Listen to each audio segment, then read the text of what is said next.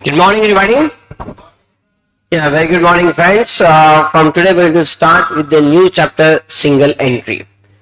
CA foundation में ये single entry chapter ICA ने फर्स्ट टाइम इंट्रोड्यूस किया हुआ है और इसके ऊपर के जो क्वेश्चंस ये जून 2024 के टाइम से इसके ऊपर क्वेश्चंस आना शुरू हो जाएंगे. ठीक है, अगर आप सीए फाउंडेशन के अगर पुराने पेपर्स अगर आप देखेंगे और जो सीए फाउंडेशन 2017 से आया हुआ है और उस 2017 से अगर आप सीए फाउंडेशन के पेपर देखेंगे तो उसमें से किसी भी एग्जाम के अंदर आपको सिंगल एंट्री का क्वेश्चन नहीं मिलेगा. और शायद से जो बच्चे पहली बार सिंगल एंट्री चैप्टर कर रहे हैं जून 2024 के लिए, उनको ऐसा लगेगा, मतलब जो फ्रेश स्टूडेंट्स हैं, कि भाई ये चैप्टर के ऊपर कभी क्वेश्चन आता ही नहीं है तो इसका कुछ इंपॉर्टेंस है कि नहीं है, हम पढ़े कि ना पढ़े. तो उनके लिए बता दूं ये चैप्टर पहली बार इंट्रोड्यूस किया गया है. ये चैप्टर पहले सीए इंटरमीडिएट लेवल पर था, तो 2022-23 तक इसके ऊपर आपको हर एग्जाम में सिंगल एंट्री का क्वेश्चन मिलेगा सीए इंटरमीडिएट में. वहां से भी चैप्टर इंपोर्ट किया गया है सीए फाउंडेशन में. ठीक है, तो पहली बार इसको इंट्रोड्यूस किया जाएगा जून 2024 में. नाउ चैप्टर बहुत ही सिंपल है, बहुत ही इंटरेस्टिंग चैप्टर है. As a practising chartered accountant I tell you, real life में मुझे जो लगता है कि आपके सिलेबस में जो सारे जो चैप्टर्स है उनमें से अगर सबसे ज्यादा प्रैक्टिकल, सबसे ज्यादा really important, heart touching chapter जो मुझको पर्सनली लगता है, वो दो चैप्टर मुझे बड़े अच्छे लगते हैं. One is rectification of error and one is this mind blowing chapter single entry. Rectification of error मतलब जैसे कि सर अब क्या बताया आपको, है ना, जब हम अकाउंटिंग करते हैं तो गलतियां करना बिल्कुल स्वाभाविक है सर. साल भर 365 दिन जब हम अकाउंटिंग करते हैं तो कुछ ना कुछ गलतियां होती है और फिर उन गलतियों को सुधारना पड़ता है. ये बड़ा प्रैक्टिकल एस्पेक्ट है. हम एज ए प्रैक्टिस हम लोग हमेशा ऑब्जर्व करते हैं कि जो क्लाइंट हमारे पास जब रिकॉर्ड लेके आता है तो ढेरों गलतियां होती है उसके अंदर. उन एरर्स को रेक्टिफाई कैसे करें, बहुत practical chapter. I really love that chapter. And the second chapter which I have much respect, that is what single entry. बहुत ही इंटरेस्टिंग चैप्टर है एंड बिल्कुल प्रैक्टिकल लाइफ से जुड़ा हुआ चैप्टर है. ठीक है, नाउ है क्या सर ये सिंगल एंट्री. देखिए, जैसे भी हमने आज तक जो भी हमने अकाउंट में देखा है, जहां पर भी हमने एंट्री की बात की है, whenever we said pass the entry, तो आपने हमेशा डबल एंट्री पास की है. तो जो भी ट्रांजैक्शन होता है sir, that every transaction has two effects. किसी भी ट्रांजैक्शन के दो इफेक्ट्स होते हैं sir. One is a debit and one is a credit. जब हम एंट्री पास करते हैं तो किसी एक को डेबिट किया जाता है, किसी एक को क्रेडिट किया जाता है, और वो जो एंट्री बनती है उसको हम लोग कहते हैं डबल एंट्री सिस्टम. ठीक है, जब से हमने अकाउंट में होश संभाला है sir, 11th commerce, 12th commerce, then foundation also. ठीक है, तो हमने जब भी डिस्कस किया हमने हमेशा डबल एंट्री की बात की है. Now what is this single entry. ठीक है, अब एक सिंपल ट्रांजैक्शन लोग देखते हैं. आप मुझे पहले बताइए सर. ठीक है, लेट्स से एक simple transaction, let's goods sold to Ram rupees 5,000. बिल्कुल आराम से सर. ठीक है, goods sold to Ram rupees 5,000. इसकी एंट्री क्या होगी? शाबाश, very good. It is Ram account debit to sales account rupees 5,000. बाद में इसका लोग नरेशन लिख देंगे, being goods sold to Ram on credit against invoice number so and so. ठीक है, अब देखिए सर, मैंने जैसे आपसे पूछा कि इस एंट्री की, इस ट्रांजैक्शन की एंट्री क्या होगी, तो आपने आराम से बता दिया कि it is a Ram account debit to sales. लेकिन बैक ऑफ द माइंड आपको बताऊं सर क्या क्या चीजें यहां पर हुई इस वक्त. जैसे मैंने आपसे पूछा कि भाई ये ट्रांजैक्शन है, आप मुझे इसकी एंट्री बताइए, तो आपने सबसे पहले क्या किया? आपने सबसे पहले क्या देखा कि भाई ये जो ट्रांजैक्शन है इसके अंदर आपने सबसे पहले दो अकाउंट्स को आपने पहले आइडेंटिफाई किया. नंबर वन क्या किया सर आपने? सबसे पहले आपने दो अकाउंट्स को आइडेंटिफाई किया. आपको पता चला कि इसके अंदर good sold to Ram rupees, कुल मिलाकर 5 वर्ड्स है. Goods sold to Ram rupees, ऐसे कुल मिलाकर 5 वर्ड्स है. लेकिन आपने 5 में से बराबर वही दो पिक किया ना सर. कौन सा? एक सेल्स और एक राम. मतलब आपने पहले अकाउंट्स को आइडेंटिफाई किया. आइडेंटिफाई करने के बाद आपने राम को डेबिट क्यों किया?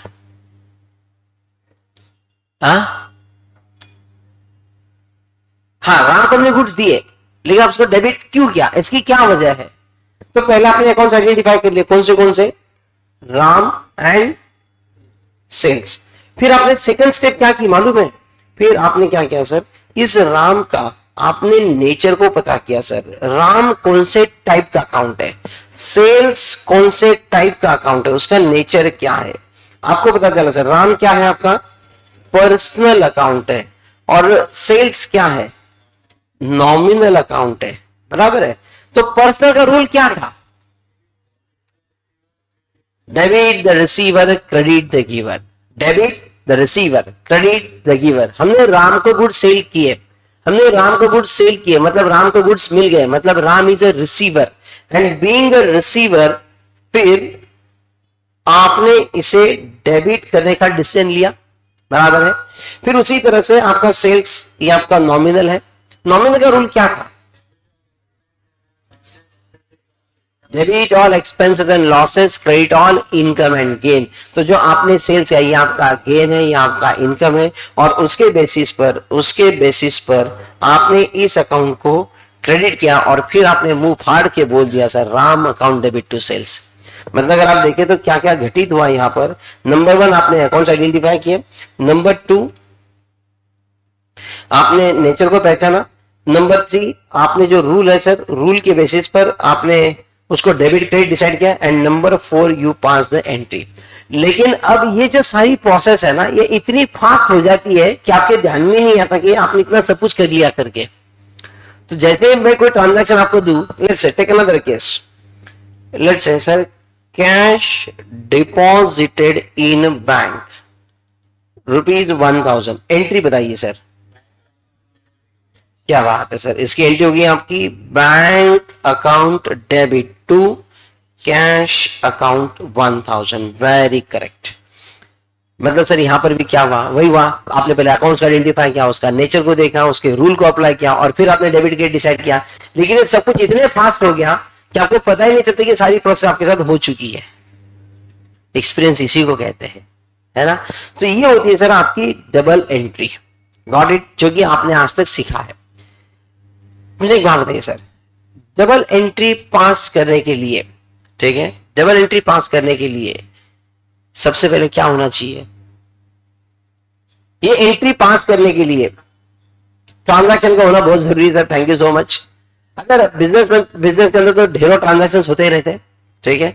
आप जरा सोचिए, ये जो चैप्टर हमारा सिंगल एंट्री, ये ना बिल्कुल छोटे बिजनेसमैन से रिलेटेड है, छोटे बिजनेसमैन से, ठीक है। तो कोई भी एक छोटा दुकान आपके सामने लाइए, आप जहां पर रहते हैं उस एरिया का किराना दुकान आपके सामने लाइए, ग्रोसरी शॉप, ठीक है। Do you really think sir कि वहां पर ट्रांजैक्शंस होते हैं? यस और नो? बिल्कुल होते हैं सर, दिन भर ट्रांजैक्शन तो चलते रहते हैं, लोग आते रहते हैं, सामान लेते हैं, वो पैसे लेता है, किसी को उधार देता है, वो माल खरीदता है, माल बेचता है, खर्चे होते रहते हैं सर, दिन भर तो ट्रांजैक्शन चलते रहते हैं। तो उसे भी आपकी अकाउंटिंग करनी पड़ेगी। तो चाहे वो किराना दुकानदार हो, चाहे स्टेशनरी शॉप हो, चाहे डेयरी हो, चाहे पान का ठेला हो, चाहे छोटा शॉप सामने रखिएगा, मैं बहुत बड़ी इंडस्ट्री की बात कर रही हूँ इसके अंदर, ठीक है। उस व्यक्ति को अगर एंट्री पास करनी है, किराना दुकानदार है सर, उसको एंट्री पास करनी है, तो उसके पास क्या होना चाहिए सर? ट्रांजैक्शन जो है वो अगर एंट्री पास करे, bank account debit to cash account, ये एंट्री वो कब पास कर सकता है? हाँ, पैसा कैश मिल गई है, बैंक में डिपॉजिट भी की है, एंट्री पास कैसे करेगा सर वो? उसके लिए क्या चाहिए? मेरा क्वेश्चन बहुत सिंपल है, मेरा क्वेश्चन बहुत कॉम्प्लिकेटेड है। अगर मेरी बात को समझ जाओ तो बहुत सिंपल है, ना समझ जाओ तो बड़ा कॉम्प्लिकेटेड है सर। 2 अकाउंट चाहिए सर, वो तो है सर। उसको एंट्री पास करने के लिए क्या चाहिए? भैया आपने जो एंट्री पास कर दी, Ram account debit to sales, ये एंट्री पास करने के लिए क्या चाहिए? The answer is very simple as well as very funny. Register चाहिए सर, रजिस्टर तो होंगे उसके पास, मान के जाए रजिस्टर पे वो कह रहे सर रजिस्टर चाहिए एंट्री लिखने के लिए। भाई तू फिर भी कहेगा सर उसको पेन भी चाहिए। भाई दुकान में हमें मान के चल रहे कि उसके पास रजिस्टर होगा, पेन होगा, टाइम भी होगा सर, ऐसे क्या है? क्या सिस्टम चाहिए सर? सर एक बात मैं आपको बता दूं, जो चीजों के आंसर में बड़े कॉम्प्लिकेटेड लगते हैं वो कॉम्प्लिकेटेड होते नहीं है, उसके आंसर बड़े सिंपल होते हैं, बस हम वो उसको हम सोचते बड़े कॉम्प्लिकेटेड है। हर समस्या सुलझेगी, तुम बस उलझना छोड़ दो, है ना? वही सिंपल आंसर है।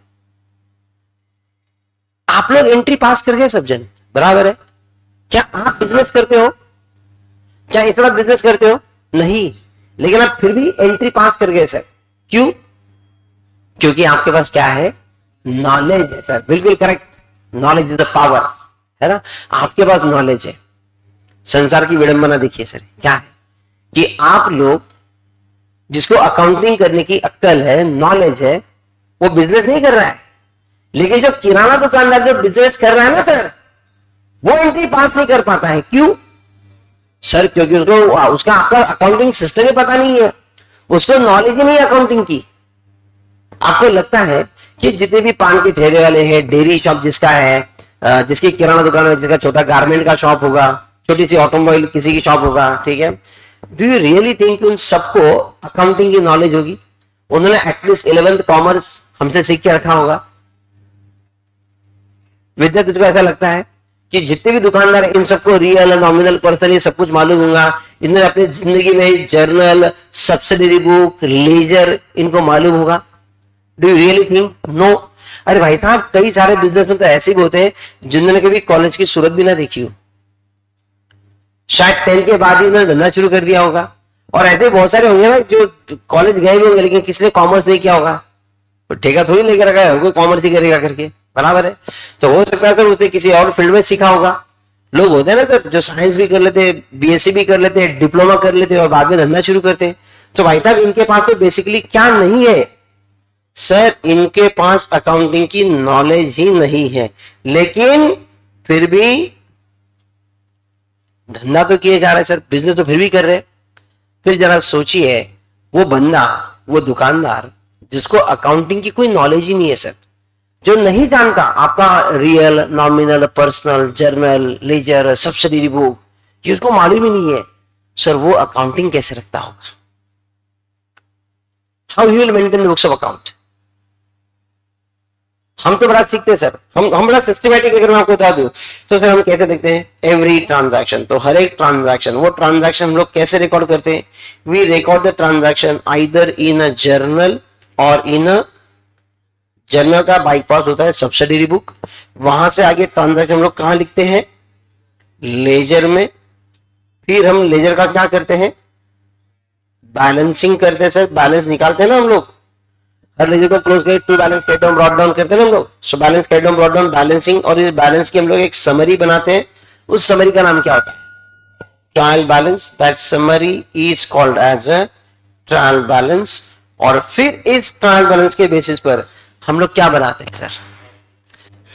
What we prepare trading profit loss and balance sheet. मतलब ये हम लोग बनाते हैं सर हमारा final account, that is nothing but trading profit loss and balance sheet, बराबर है? इसका मतलब ये हुआ कि भाई साहब, अगर मुझे बिजनेस का, भाई हर आदमी अल्टीमेटली बिजनेस क्यों करता है? To earn profit, to earn more profit and to earn more and more profit. So basically अगर कोई भी बंदा अगर बिजनेस करता है तो प्रॉफिट कमाने के लिए ही बिजनेस करता है।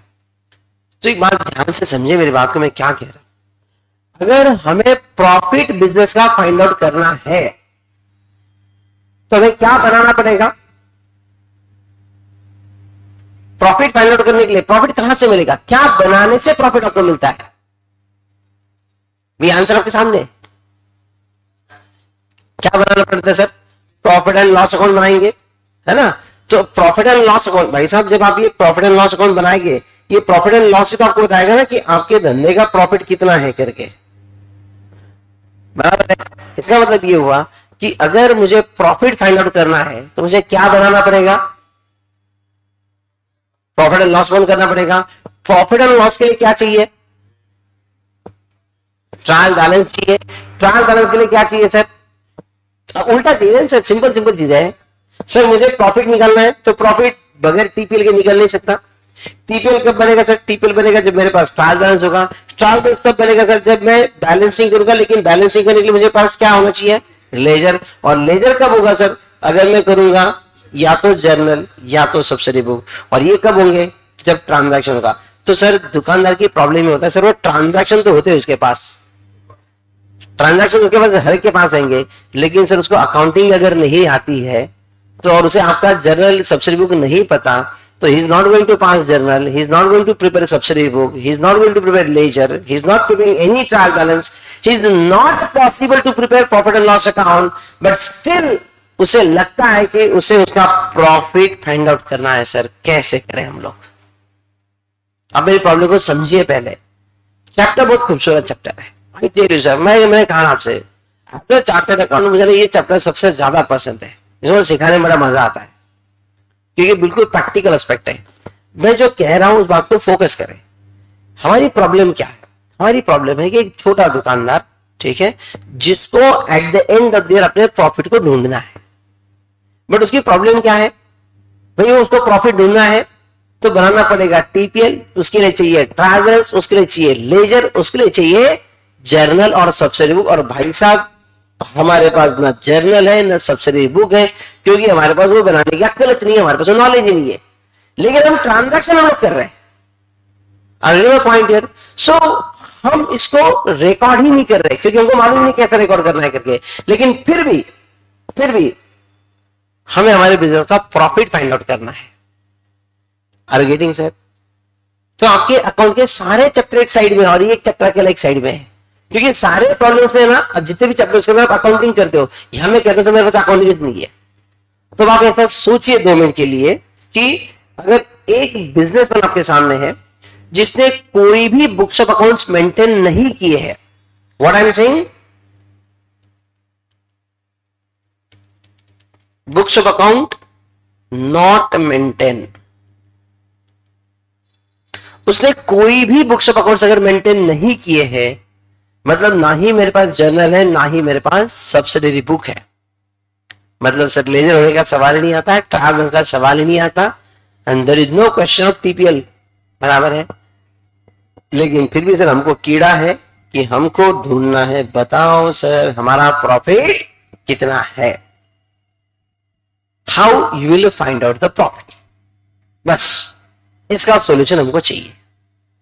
तो बेसिकली क्या है सर, हमने कोई बुक्स ऑफ अकाउंट्स मेंटेन नहीं किए, still I want to find out the profit, forget about the chapter sir, आप इस प्रॉब्लम को सॉल्व कीजिए, how we can find out. Now I want your answer, ये हाँ सर ऐसा करके हमको आंसर मिलेगा, ऐसे ऐसे करके हमको प्रॉफिट मिलेगा। So what do you think sir, कैसे करेंगे? यस बोलो। ट्रांजैक्शंस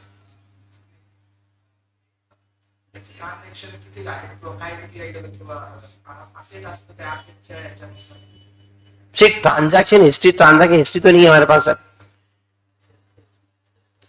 बहुत सही, ध्रुव ने बहुत सही आंसर दिया सर, गजब का answer, I really like it. ठीक है, ध्रुव ने कहा सर जितना सेल हुआ उसमें से परचेसेस माइनस कर दो, ये आएगा सर मेरा प्रॉफिट। ध्रुव मुझे एक बात बताओ बेटा, प्रॉफिट हम कब फाइंड आउट करते हैं? At the end of the year. So अगर मैं कह दूं तुझसे कि भाई मेरा साल जो है ना 1 अप्रैल से लेके 31 मार्च 25 पे खत्म होता है, 1424 को साल शुरू होता है एंड 31 मार्च 25 को खत्म होता है, मतलब तू मुझे जो सेल्स लेने की बात कर रहा है यहाँ पर, वो कौन सा लेना चाहता है तू? पूरे साल भर का ना भाई, मतलब 1 अप्रैल से 31 मार्च तक का, इस पूरे साल भर का जो सेल हुआ वो यहाँ लिखा जाएगा, पूरे साल भर का जो परचेस वो यहाँ लिखा जाएगा, उसमें जो डिफरेंस आएगा तेरा प्रॉफिट है। Is it very clear? यही तू कहना चाहता है? मुझे एक बात बता दूं, आज से 12 दिन पहले तूने कौन से कलर का शर्ट पहना था? याद करके बता मुझको। बोला 7 दिन पहले, बता दे। बोला अच्छा 5 दिन पहले शाम को खाने में तूने क्या खाया था, ये बता दे मुझको। बस छोड़ो, ध्रुव को छोड़ दो, गौरव तू बता दे भाई, आज से 1 महीने पहले तूने कौन सी जींस पहनी थी, कौन से कलर की पैंट पहनी थी? पहनी थी ना? नहीं वो उसने बहुत जल्दी बोला हाँ सर पहले दी करके। हाँ भी आपने जो कोई बता पाएगा नहीं तो भाई साहब हाँ नॉट पॉसिबल सर, ठीक है ना। तो मुझे एक बात बताइए, मैंने सबसे पहले क्या लिखा ऊपर, ट्रांजेक्शन। सर हमने बुक्स नॉट मेंटेन, सर हमने कोई सेल परचेज रिकॉर्ड ही नहीं किया ना हमारे पास, ये तो मेरी बेसिक लाइन है। तो तुम ये कैसे कहते हो कि सर सेल्स माइनस परचेज कर दो, भाई साहब मेरे पास सेल्स रिकॉर्ड ही नहीं है, मेरे पास परचेज का रिकॉर्ड ही नहीं है। आपका आंसर बड़ा सिंपल है, ये पॉलिटिकल आंसर बोलते इसको, है ना, लेकिन मेरे पास है ना सर रिकॉर्ड। तो क्या करो 31 मार्च 25 को ना ऐसा समाधि लगा के बैठ जाओ और याद करो 1 अप्रैल 24 से लेकर 31 मार्च 25 तक मैंने क्या क्या कांड किया सर, मैंने क्या क्या परचेज किया, मैंने क्या क्या सेल किया। क्या तुमको याद आएगा? अगर याद आता है प्रभु की कृपा रही, याद आया तो लिख दीजिए सेल परचेज, हो गया सर काम। तो फिर तो नहीं ना। अब तरीका बताइए सर, मतलब ये तो हो नहीं सकता कि sir sale minus purchase, I accept your answer to some extent, उम्मीद तो जाती है सर यहाँ पर, लेकिन संभावना बहुत कम है इस बात की, मेरे पास रिकॉर्ड ही नहीं है। Then what I should do?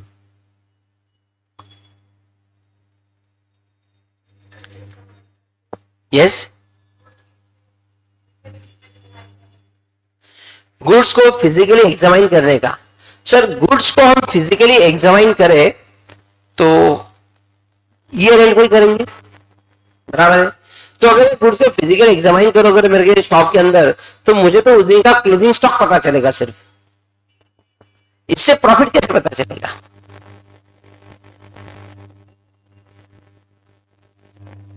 You answer it sir. देखिए आपका आंसर देना बहुत जरूरी है, क्योंकि क्या क्या करने से प्रॉफिट नहीं आता ये उसमें से समझ में आएगा। क्योंकि फाइनल मैंने बताना चाहिए आपको सर मैं आया ही क्यों, है ना जी। आपके जो आंसर है अगर सही है तो हम उसको आगे लेके जाएंगे। अगर आप जो बता रहे हैं, देखिए ध्रुव ने बिल्कुल बताया सर सेल माइनस परचेस, लेकिन मैंने प्रमाण के साथ में बता दिया कि भाई ये आंसर क्यों नहीं हो सकता। तो पहले ना आपके अंदर की जो आंसर है पहले उसको निकाल लीजिए सर, हम उसको समझेंगे ये क्यों नहीं हो सकता फिर, और फिर आएंगे सर कैसे निकालना है। और अगर आपने डायरेक्टली आंसर दे दिया सर ऐसे निकलेगा, फिर तो बल्ले बल्ले। बोलो बोलो ओंकार मन की बात निकाल भाई, टेंशन ना ले, बोल।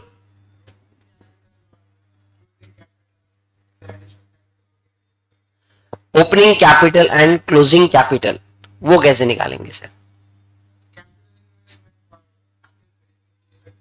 बिल्कुल बिल्कुल।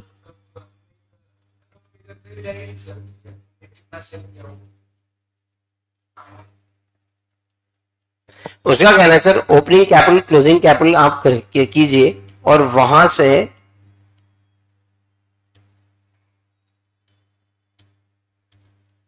ये आपका 1 मिनट है, हाँ ओपनिंग कैपिटल क्लोजिंग कैपिटल और क्या करना कह रहा है तो सर 1 मिनट, क्लोजिंग कैपिटल या फिर ओपनिंग कैपिटल इसमें से ये क्लोजिंग कैपिटल कैसे निकालने का ये बता दे मुझको। हाँ सर उसका कहना है कि हमारे पास कितना स्टॉक है सर, ये फिजिकल स्टॉक, चलो विद्या के आंसर उसने एटलीस्ट इतना तो उठा लिया कि जो हमारा फिजिकल स्टॉक है वो फिजिकल स्टॉक आप काउंट कर लेंगे सर 31 मार्च 25 को, इसकी बिल्कुल बिल्कुल पॉसिबल है।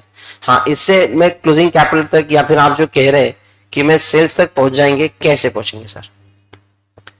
मान लीजिए इस वक्त इसे तो मानते हैं सर हमारा फर्नीचर का बिजनेस है, ठीक है, और ये सारे बेंचेस है, ठीक है, ये 31 मार्च के ये बेंचेस मेरे सामने, ठीक है, तो कुल मिलाकर से ये 40 बेंचेस हमारे सामने इस वक्त है। तो ये 40 बेंचेस को आप 31 मार्च को देख रहे हो, तो आप मुझे बताइए सर इन 40 बेंचेस को देख के आप ये कैसे बताएंगे कि साल भर में मैंने कितना सेल किया? मैं ये नहीं कह रहा हूं कि आपका आंसर गलत है भाई, जो तुम कह रहे हो मैं बता रहा हूं, मैं आपसे पूछ रहा हूँ इसको हम फिर आगे कैसे बढ़ी ये बताइए करके। हाँ बोलो। हाँ हाँ इसका सवाल है सर, वो कहते सर ऐसे कैसे एक बात करते सर, ऐसा कैसे हो सकता है कि आदमी के पास परचेस के बिल तो बिल्कुल होने चाहिए, बिल्कुल होने चाहिए, सवाल नहीं है सर, परचेस का बिल तो होना ही चाहिए, ठीक है। मुझे एक बात बता, तूने तो कभी शॉप में गया होगा किसी, स्टेशनरी शॉप में गया होगा, बराबर है, पेन लिया, कितने का, 10 रुपए का, 20 रुपए का, बिल है, क्यों, तूने तो परचेस किया ना, हाँ ना ना ना ना, छोटा खर्चा है, ठीक है, वो जाने दे। मतलब तूने कभी शर्ट भी तो लिया होगा सर, 500-700 रुपए का बिल लिया, हाँ, दुकानदार बिल देता है सर हर बार आपको, यस और नो। किराना दुकान में समझो, तू किराना दुकान के दुकान में गया होगा, घर की जो मम्मी लिस्ट बना के देती है, किराना दुकानदार तुमको तुम्हारी पूरी लिस्ट हो गई सर, तुम्हारा 1000 रुपए का सामान हो गया, बिल बना के देता है क्या, हाँ, नहीं, कभी कभी जो देता है ना, वो भी क्या देता है मैं तुझको बताता हूं। तो घर से जो चिट्ठी लेके जाता है ना, वो उसके ऊपर उसके आंकड़े लिख देता है, भाई शक्कर के 70 रुपए, तेल के 117 रुपए, घी के 200 रुपए, दाल के इतने, चावल के इतने, ये सब ऐसे वो तुम्हारी चिट्ठी में आंकड़े लिखता है, वहां पे टोटल मार देता वो, और वो तुम ये चाहिए।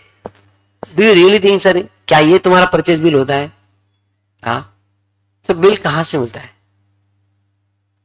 Are get the point here, ठीक है। तो लोग कच्चे पक्के में खरीदते हैं भाई, जीएसटी की बड़ी प्रॉब्लम होती है, तो कहां से लाएंगे आप बिल। तो एक बात बता दूं मैं, कभी चेक करना, अपने यहाँ पे चितले रोड पर कल्याण मावा वाला है, खवा खवा गुलाब जामुन बनते उससे, है ना, तो वो जो कल्याण मावा वाला है ना, उसके पास रोज सुबह बड़ी भीड़ लगती है। तो गांव गांव के जो किसान है ना, वो खवा लेके आते हैं, ठीक है, वो क्या करते हैं, अपने घर पे दूध निकालते हैं, गाय भैंस का दूध निकालते हैं सर, वो दूध को हटाते हैं कढ़ाई के अंदर और उसका खवा बनाते हैं। कोई 10 किलो लेके आता है, कोई 12 किलो लेके आता है, कोई 15 किलो लेके आता है, वो कपड़े में बांध के लेके आते हैं और सारे लाके ना कल्याण मावा वाला अपना खवा दे देते हैं, वहां पर मावा वो देते हैं, किसी का 10 किलो है, किसी को 12 किलो है। वो कल्याण मावा वाला क्या करता है देख लेना, वो क्या करता है, आपका जो मावा आप लेके आए उसको थोड़ा सा टेस्ट करता है, हाँ भाई तेरा ये क्वालिटी का है, इसका ये क्वालिटी का है, इसका ये क्वालिटी का है, क्या करता है, उसको लेता है वेइंग मशीन पे तराजू में रखता है, काउंट करता है, उसका एक परचेज रेट है, उससे अमाउंट दे देता है, वो किसान पैसा लेके निकल जाता। मतलब उस कल्याण मावा वाले ने क्या किया, माल तो खरीदा, उसको बिल नहीं बना सर, लेकिन और बाद में फिर उसके बाद जो लोग लेके जाते हैं आधा किलो, 1 किलो, 2 किलो, 5 किलो, वो भी बिल नहीं मांगते। और हम बिल्कुल उस व्यापारी की बात कर रहे हैं यहां पर। तो आप जो कह रहे हो कि सर कुछ तो रिकॉर्ड होगा, कुछ तो जरूर होगा, लेकिन मैं तो ऐसी वो सिचुएशन की बात करूं हमारे पास रिकॉर्ड ही नहीं है। Are getting the point here sir. तो in that case how you will identify the profit, and I tell you sir, ये हमारी बड़ी प्रैक्टिकल प्रॉब्लम होती है। हमारे पास क्या होता है प्रैक्टिस के अंदर, client at the end of the year आता है, क्योंकि उसको टैक्स भरना है, अपने साल भर की जो कमाई है उसके बाद टैक्स भरना है। तो टैक्स भरने के लिए पहले क्या फाइंड आउट करना पड़ेगा, उसका इनकम कितना है। तो उस इनकम के अंदर एक इनकम उसके बिजनेस का भी तो इनकम है, तो वो इसका इनकम ढूंढना पड़ेगा। तो वो इनकम ढूंढते हैं, लेकिन उसके पास अगर बुक्स ऑफ अकाउंट्स मेंटेन नहीं है, उसके पास कोई सब्सिडी बुक, तुम्हारा जर्नल लेजर सिस्टम ही नहीं है, तो उसके बाद ट्रायल बैलेंस ही नहीं है, तो how we can prepare his trading profit loss, how we can prepare his balance sheet, and how we can find out the profit. And वो तो कहते हैं मुझको टैक्स भरने का साहब, क्योंकि वो कमाता है ना आदमी, अगर कमाता है तो टैक्स देना पड़ेगा, लेकिन टैक्स देने के लिए पहले आपको बिजनेस का प्रॉफिट ढूंढना पड़ेगा, और उसके लिए हमारे पास चाहिए अकाउंटिंग, जो कि हमारे पास नहीं है। Then how to find out his profit, ये प्रॉब्लम हम लोग बड़ी फेस करते हैं सर। हालांकि मोदी जी के आने के बाद ये समस्या अब काफी कम हो चुकी है, क्योंकि 1 जुलाई 2017 को हमारे पास जीएसटी आ गया, और जीएसटी के अंदर आपको फिर सारा रिकॉर्ड मेंटेन करना पड़ता है। तो जो भी बिजनेसमैन जिसका टर्नओवर 40 लाख के ऊपर है, ठीक है, उसको तो जीएसटी कंपलसरी है, इसलिए वो लोग बुक्स ऑफ अकाउंट्स मेंटेन करते हैं। मैं उन लोगों की बात कर रहा हूं जिनको जीएसटी एप्लीकेबल नहीं है, जिसका टर्नओवर 40 लाख के नीचे है, जीएसटी के दायरे में नहीं आता, बराबर है, लिमिट चेंज हो सकती है केस टू केस बेसिस पर, लेकिन जिसका टर्नओवर बड़ा छोटा है, तुम समझो ना, पान की टपरी है सर, उसका रोज का धंधा मान के चलिए 5,000 रुपए का, कितने का धंधा है, 5,000 रुपए का। पान की टपरी 365 दिन खुली है, करो कितना हो गया उसका टर्नओवर महीने साल भर का, 365 इंटू 5,000, लगभग 19 लाख रुपए हो जाएगा, 18 से 20 लाख कितना है विद्या? 18,25,000, 20 लाख पकड़ लीजिए सर। तो उसको जीएसटी एप्लीकेबल है क्या? नहीं है सर। वो बुक्स ऑफ अकाउंट मेंटेन करेगा क्या? नहीं करेगा। तो फिर वो आदमी प्रॉफिट कैसे ढूंढेगा? अब मेरे प्रॉब्लम को समझ रहे पहले क्या है सर? मैं बात कर रहा हूं बहुत छोटे छोटे व्यापारी की, छोटे छोटे दुकानदारों की, how they can find out the profit. So prima facie, क्योंकि बुक्स ऑफ अकाउंट्स मेंटेन नहीं है तो आप अपना टीपीएल नहीं बना सकते, लेकिन फिर क्या हम बैलेंस शीट बना सकते हैं क्या? जरा इसके ऊपर आप सोचिए सर। टीपीएल तो नहीं बना पा रहे, लेकिन बैलेंस शीट सोचते हैं ना, उसमें क्या है सर? सोचने को कहां पैसा लगता आपको? ये बैलेंस शीट जरा सोचिए सर। उस बिजनेसमैन का आपको बैलेंस शीट बनाना है एज ऑन 31 मार्च 25 का। ओके, सो देखिए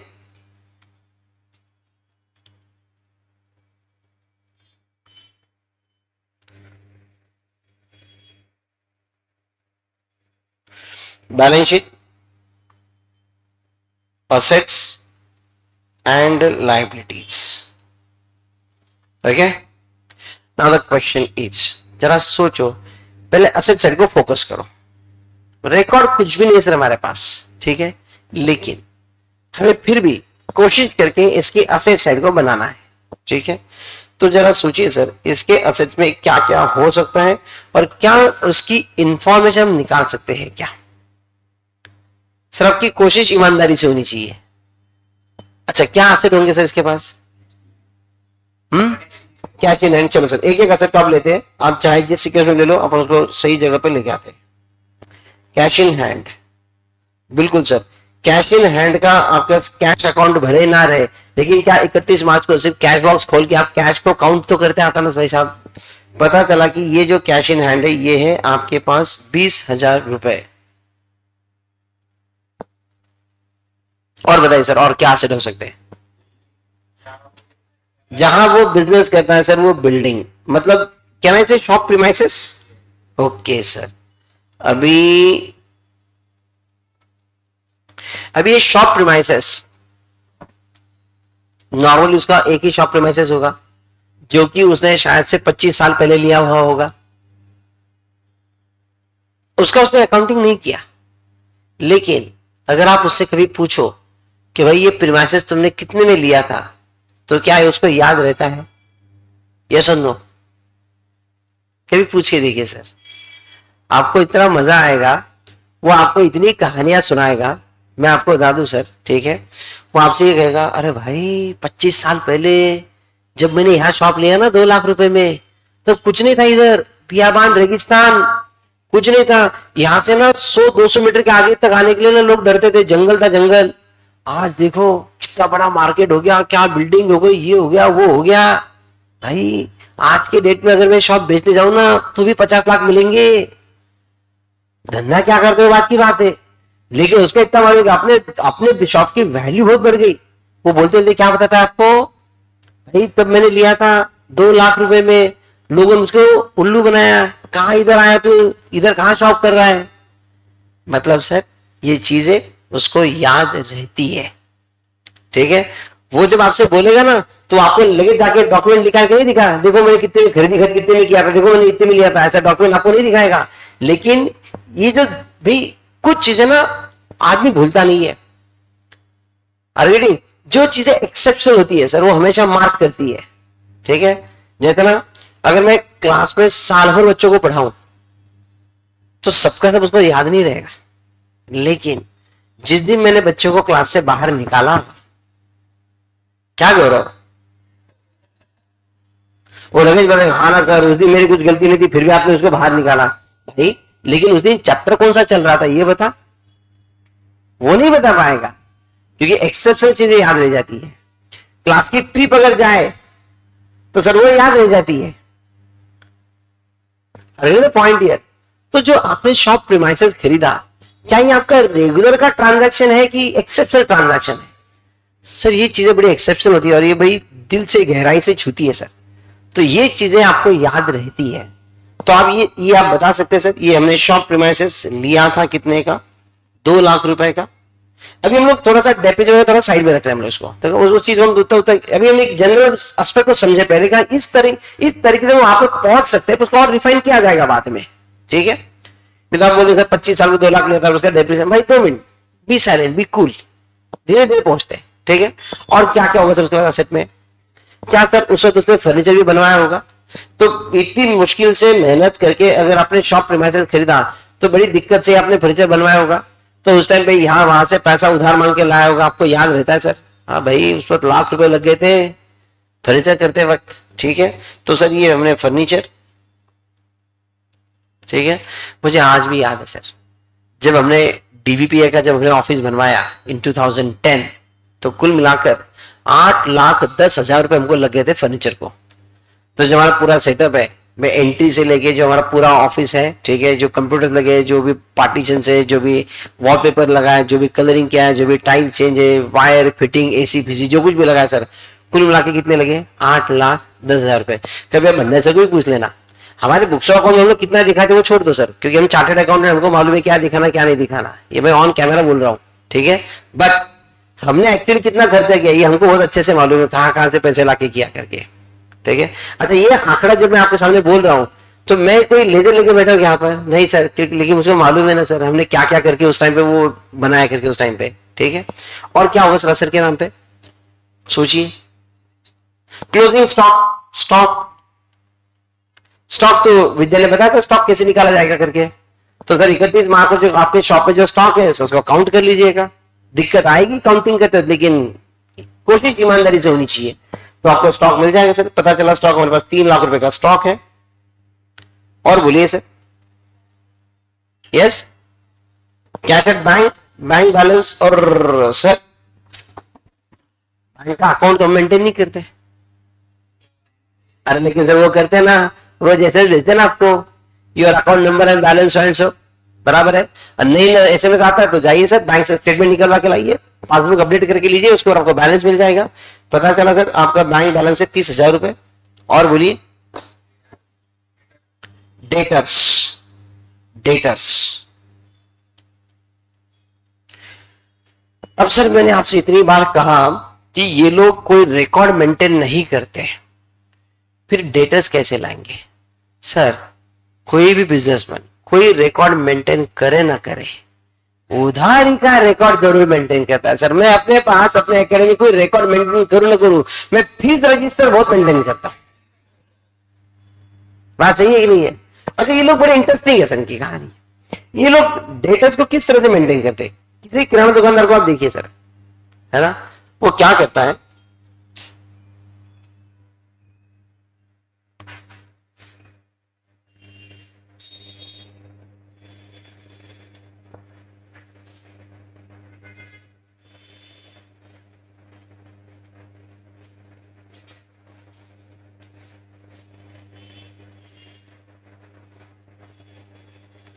ये क्या है,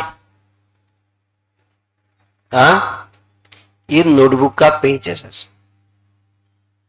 बराबर है, ये आपके नोटबुक का पेज है। तो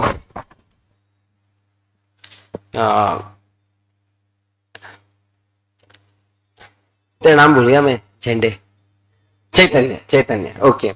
सो लेट्स से अगर चैतन्य, अगर तू किराना दुकान में जाएगा, जो तुम्हारे पहचान का, जिसे तू उधार लाता है, समझो मैं वो दुकानदार हूं, ठीक है, बनिया, है ना। अब तू मेरे पास शॉप पे आया, मैं तुझको जब पहले से जानता हूं, ठीक है, तूने उधार मांगा, मैंने उधार दिया, ठीक है, मैं इसका अकाउंटिंग, अब मैंने चैतन्य को सेल किया क्रेडिट पर, इसकी एंट्री क्या होगी,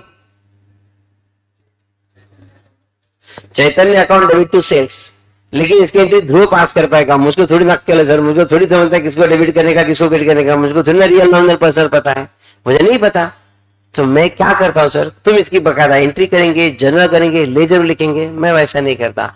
हमने चैतन्य को माल दिया, कितने का दिया सर, 400 रुपए का उधार दिया, तो मैं इसको किस तरह से रिकॉर्ड करता हूँ, मैं अपनी डायरी में, हाँ गौरव क्या करेंगे हम लोग, बस एकदम करेक्ट, हम लोग क्या करेंगे, मैं यहाँ पे नाम लिख देंगे चैतन्य 400, बात खत्म सर। हम लोग कोई एंट्री नहीं करेंगे चैतन्य अकाउंट डेबिट टू सेल्स, हमको ज्यादा डिटेल नहीं लिखे इसका, बस चैतन्य उसके आगे लिख दिया हमने 400, बराबर है। बाद में अगर चैतन्य हमको 100 रुपए दिए तो बकायदा एंट्री होगी cash account debit to Chaitanya account, लेकिन मुझको एंट्री नहीं आती है। मैं क्या करूंगा अब मेरे इस बुक में, हाँ नहीं, मैं क्या कर दूंगा सर, इरेजर नहीं लगाऊंगा, मैं इसको राउंड कर दूंगा और इसको 300 लिख दूंगा, मतलब डायरेक्ट बैलेंस लिखता हूं। 400 को राउंड करके 300 हो गया, मतलब 100 रुपए आ गए। फिर कुछ देर बाद इसने फिर से मुझसे परचेज किया, कितने का, 600 रुपए का, मतलब मैंने उसके फिर से 600 रुपए का सेल किया, तो तुम्हारे हिसाब से एंट्री हुई चैतन्य अकाउंट डेबिट टू सेल्स। लेकिन मैं इसका रिकॉर्ड कैसे करूंगा, हाँ अब मैं क्या करूंगा, कितने का, 600 का सेल किया ना, तो मैं डायरी निकालूंगा, चैतन्य का नाम दिखेगा मुझको, पन्ने पलट लो चैतन्य का नाम मिलेगा। चैतन्य के नाम से कोई सेपरेट पन्ना नहीं होता सर, यहाँ पर चैतन्य का नाम होता है, इसके नीचे कोई हमारे कस्टमर होगा, अक्षय होगा, यहाँ पर विद्या होगी, यहाँ पर ओंकार होगा, ठीक है, इधर गौरव होगा, ठीक है, ऐसे सारे नाम हमारे कस्टमर के नाम होंगे यहाँ पर। तो हर एक के नाम से कोई सेपरेट पेज नहीं होता, ठीक है। तो अभी कितने का सेल किया हमने इसको, 600 रुपए का, तो हम क्या करेंगे सर, इसको राउंड कर देंगे और यहाँ 900 रुपए लिख देंगे। इसका मतलब क्या हुआ, 300 रुपए का था, अब 900 का बैलेंस हो गया, मतलब 600 बढ़ गया, मतलब मैंने तुमको 600 का सेल किया। इसका मतलब ये है कि ईयर एंड में 31 मार्च 25 को ये जितने भी कस्टमर है इनके पास जो कुछ भी सर्कल न की हुई जो बैलेंस, जो फिगर होगी वो क्या है, बैलेंस होगा।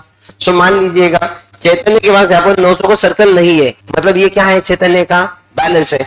उसी तरह से अक्षय, इसके पास 450 का अनटिक है, इसको बैलेंस नहीं है। विद्या के पास बड़ी उधारी है सर, 12,000 रुपए हो गए, विद्या पेड कर जल्दी से। ओंकार के पास कुछ भी नहीं है सर, 0 ही है। गौरव के पास 50 रुपए है। मतलब ये जो अनसर्कल्ड है, यहाँ पर मान लीजिए 100 रुपए और इसको सर्कल है, ठीक है। मतलब जो कुछ भी आपके नाम है जिसको सर्कल नहीं है वो क्या है, आपका डेटर। तो क्या सर इनकी हम टोटल कर सकते हैं, बिल्कुल कर सकते हैं, और यहां से आपको मिल जाएंगे आपके डेटर्स, गॉट इट। तो इस तरह से हमारे डेटर्स हमको मिल जाएंगे, जो कि पता चला 2 लाख रुपए के हैं। और बताइए सर, और क्या असेट्स हमारे पास हो सकते हैं। व्हीकल, बिल्कुल करेक्ट। अब व्हीकल होगी तो सर इसके पास ऐसा तो नहीं कि 2-5 व्हीकल होगी सर, छोटा बिजनेसमैन है तो इसके पास कोई एक्टिवा स्कूटी होगी, तो सर याद तो रहेगा सर, याद तो रहेगा गाड़ी कितनी ली थी करके। सो पता चला सर ये गाड़ी हमने ली थी 70,000 रुपए में। डेप्रिसिएशन मैंने कहा तो साइन रख दिया सर, उसको हम बाद में जब बहुत डिटेल में जाएंगे तो उसको पॉलिशिंग जब करेंगे तो उसको ले लेंगे अपन। और क्या होगा सर असर के पास में, सोचिए सर, कोई छोटा मोटा इन्वेस्टमेंट तो हो सकता है, got it. So take that investment के नाम पर क्या होगा सर, किसी बैंक में एफडी होगी, कुछ शेयर लिए होंगे। अगर आप रिकॉर्ड ना भी रखो तो अगर आपको, भाई आदमी ने बैंक में एफडी के लिए भूलता है क्या, नहीं, तो एफडी के आपके पास उसकी एक एफडी की रिसीट मिलती है, तो वो एफडी की रिसीट होगी आपके पास। अगर नहीं मिल रही तो बैंक में जाके उनको बताइए सर हमारी एफडी का बैलेंस कितना है, वो आपको बता देंगे। अगर आपने शेयर्स लिए हैं और आपको नहीं पता है कि उसकी कॉस्ट क्या है, तो नो टेंशन सर, जहां पर आपने जिस ब्रोकर से आपने शेयर लिया है उसके पास जाइए, उसके पास आपको पूरा डिटेल मिल जाता है। क्योंकि शेयर्स कोई ऐसी चीज नहीं जो कैश में आप खरीदते हैं सर, वो बकायदा आपको ब्रोकर के थ्रू ही परचेज करना पड़ता है, ठीक है। तो उसकी इंफॉर्मेशन आपको मिल जाएगी। मैंने कहा ना सर, आपकी नीयत साफ होनी चाहिए कि भाई ये मुझको ढूंढना है करके, तो ये सारे आंकड़े आपको मिल जाएंगे। तो पता चला सर आपकी इन्वेस्टमेंट है एफडी शेयर्स वगैरह 50,000 रुपए। और सोचिए सर असेट में क्या होगा, इंश्योरेंस का क्या होगा सर, असेट साइड में इंश्योरेंस का क्या होगा। एक आप कह सकते हैं सर प्रीपेड इंश्योरेंस, बट इतना डिटेल लोग जाते नहीं है, इनके अपने अकाउंटिंग के वांदे, ये कौन सा प्रीपेड आउटस्टैंडिंग करेंगे। और सोचिए सर असेट में और क्या हो सकता है। आप याद करो ना सर, आपने 11th में हमने कई सारे बैलेंस बनाए, उसमें क्या क्या आता था असेट साइड में, क्या ऐसी और कोई चीज यहां पर हो सकती है। दुकान को समझिए सर, किराना दुकान है तो इसके पास नहीं कुछ तो एक वेइंग मशीन तो होगा सर, वजन काटा।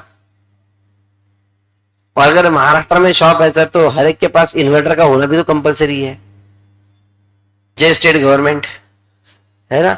तो कम से कम मशीनरी के नाम पर, और अगर आपका छोटा सा रेस्टोरेंट है तो रेफ्रिजरेटर तो जरूर होगा, है ना। तो देख लीजिए ना भाई, रेफ्रिजरेटर कितने का आपने लिया होगा, किराना दुकान तो वेइंग मशीन कितने का होगा, इन्वर्टर कितने का है सर, की तो मशीन होगी आपके पास, ठीक है। सो पता चला सर ये सब कुछ मिला के भी 50,000 रुपए है। और क्या हो सकता है सर, सोच के भी कुछ नजर नहीं आ रहा आपको? मतलब इससे ज्यादा बहुत कुछ हो नहीं सकता सर, अगर होगा तो देख लेंगे, ठीक है। अच्छा आइए सर, लायबिलिटी में क्या होगा? हाँ सर, लायबिलिटी साइड में अगर आपने किसी बैंक से लोन लिया होगा तो बैंक का लोन आएगा। अगर आपके पास आंकड़ा नहीं है डरिएगा नहीं सर, बैंक से स्टेटमेंट मिलता है ना, मिल जाएगा। पता चला सर 1.5 लाख का लोन अभी भी देना बाकी है। और क्या लायबिलिटी होगी सर आपकी? क्रेडिटर्स। और लेकिन सर हम डेटर्स का रिकॉर्ड रखते हैं लेकिन हमने क्रेडिटर्स का रिकॉर्ड नहीं रखा। हाँ बिल्कुल सही सर, लेकिन वो रखता है ना सर, उसके तो हम डेटर है। तो उसको कॉल करो तरीबस मार्च को, उसको बोलना यार भाई साहब आज ना आपका पूरा अकाउंट क्लियर करने का है, बड़ा प्यार आया है आपके ऊपर, लव यू। तो क्या करो, मुझे ना बताओ सर कितना पैसा देना है करके, मेरा कितना आउटस्टैंडिंग है। तुमको मालूम है वो जैसे आपका फोन रखेगा तीसरे मिनट में आपको कॉल आएगा और वो तो बोलेगा रुक लगेज लेकर खोलता हूँ, कंप्यूटर में देखता हूँ तेरा लगेज बताओ। मतलब क्या है सर, सर आप उसका रिकॉर्ड में रखे लेकिन वो तो आपका हिसाब रखता है। तो आपके जो सप्लायर है वो तो आपको मालूम है ना भाई साहब किससे इससे हम माल आप खरीदते हैं, बराबर है। तो सबको कॉल कीजिएगा, उनसे इंफॉर्मेशन लाइए सर, वो बता देंगे कितना आउटस्टैंडिंग है, उसकी टोटल कर दीजिएगा। पता चला सर आपको 2 लाख रुपए का देना है। और क्या लायबिलिटी सर? कैपिटल, इसके मैं थोड़ा बाद में आ जाता हूँ। कैपिटल पर बेशक मुझको आना है, ओंकार तो उसी की राह देख रहा है, वो तो यही सोच रहा है सर मैंने कैपिटल तो बताया था लेकिन वहां पर क्यों नहीं जा रहे सर, मैं आता हूं। और लायबिलिटी में क्या होगा सर?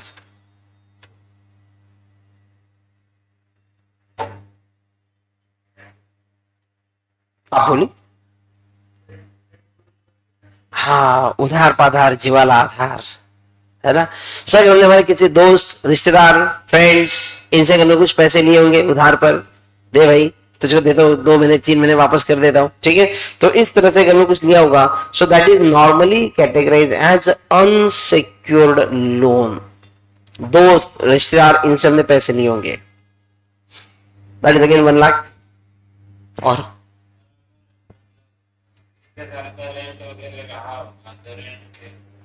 चलो ठीक है, हमारा कुछ आउटस्टैंडिंग एक्सपेंसेस है, चलो तो कब तक आपको मना करेंगे सर? मार्च की सैलरी पेंडिंग होगी, मार्च का रेंट पेबल होगा, मार्च का इलेक्ट्रिसिटी बिल देना बाकी, अंचल सब मिला के ले ले 20,000 रुपए, डन। और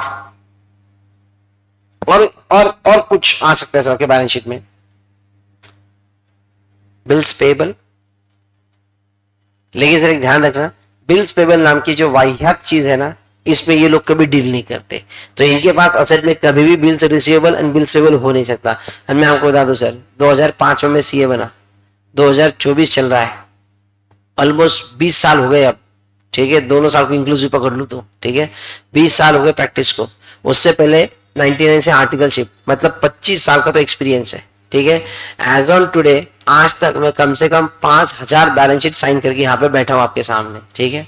आई ऑनेस्टली टेल यू सर, मैंने अपने लाइफ में किसी भी क्लाइंट के पास जिसके बुक्स ऑफ अकाउंट्स मेंटेन हो या ना हो, कभी भी मैंने अपने लाइफ में बिल्स रिसीवेबल बिल्स पेबल नहीं देखा। तो इसकी क्या औकात है सर? ये तो बड़ा छोटा सा दुकानदार है, ठीक है। तो इस तरह की कोई चीज होती नहीं है। एग्जाम में आए तो असेट एंड लायबिलिटी लिख देते हैं अपन, बाकी उसका है कुछ नहीं, ठीक है। और क्या बाकी रहा sir? So shall I close the matter? तो अब देखिए सर क्या होगा। तो हमने क्या किया, हमारे पास रिकॉर्ड नहीं है बट हमने ईमानदारी से कोशिश की कि हम इसका बैलेंस शीट बनाने की कोशिश करें। तो बैलेंस शीट बनाते तो हमने कोशिश की, असेट साइड फाइंड आइडेंटिफाई कर ली, हमने लायबिलिटी साइड आइडेंटिफाई करके ली, ठीक है। अब क्या करेंगे सर? सिंपल चीज है। अब यहां पर क्या होगा मेरे पास यहां पर होगा कैपिटल, ओके, कैपिटल अकाउंट, ठीक है। तो कैपिटल अकाउंट में हम लोग किस तरह से लिखते हैं, क्या लिखते हैं सर कैपिटल में? सबसे पहले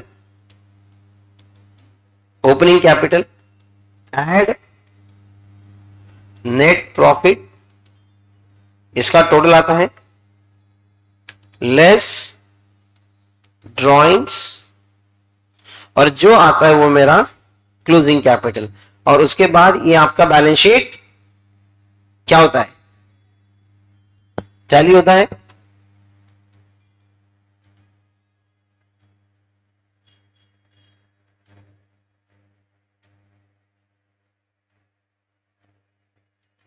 ठीक है,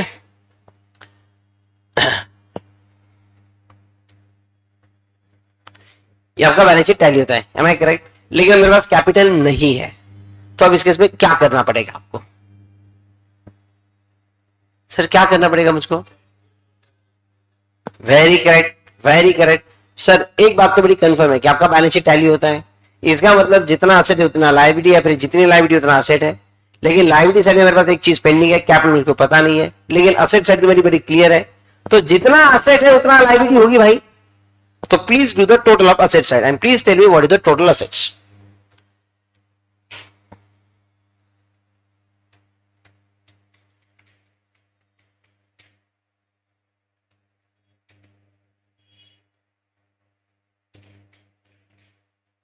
आई गेस 10 लाख भी सर टोटल दिख रहा है मुझे शायद से असेट साइड का। 10 लाख, 10,40,000 आता है क्या? Are you sure? Is it 10,40,000? Confirm? अरे बोल दो यस और no. Is it 10,40,000? Is it 10,40? Okay done. So sir जितना असेट उतना liability, so I will take my liability also 10,40,000। Am I correct? Now 10,40,000 में से अगर मैं ये सारे लायबिलिटीज को अगर मैं लेस कर दूं तो क्या मुझे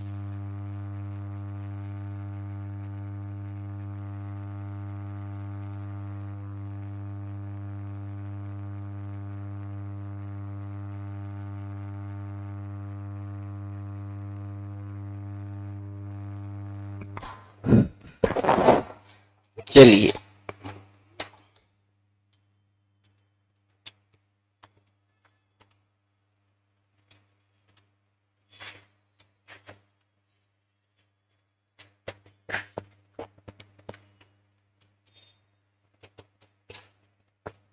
हाँ, तो बताइए सर कितना आएगा मेरा क्लोजिंग कैपिटल? 5,70,000। सर ये आया मेरा क्लोजिंग बैलेंस। एक मिनट सिर्फ,